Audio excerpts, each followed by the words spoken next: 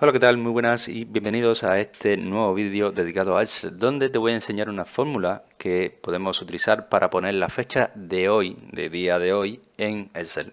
Vamos a entrar a nuestro Excel muy rápidamente y vamos a ver de qué se trata esto de lo que estoy hablando.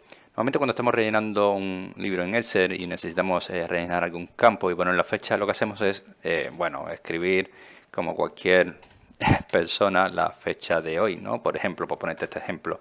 Y esto es lo que normalmente se suele hacer. Pero hay una función en Excel que muchas veces no conocemos, que es en inglés es la función today y en Excel en español es la función hoy. ¿De qué estoy hablando?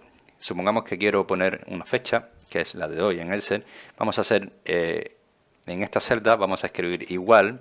Y si tienes, lo que te dije, si tienes el Excel en español vas a escribir hoy, ¿vale?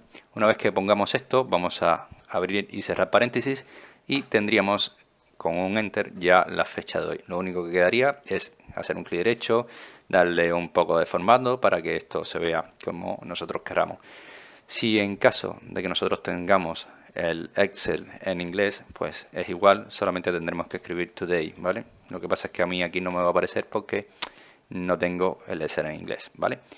Pues nada, así de sencillo es poder utilizar la función hoy en Excel para poner la fecha del día en el que te encuentras trabajando con tu hoja de Excel. Espero que este vídeo te haya gustado, te haya ayudado. Si es así, como siempre te digo, te invito a que me dejes tu like, suscríbete a este canal y por supuesto nos vemos en un siguiente vídeo.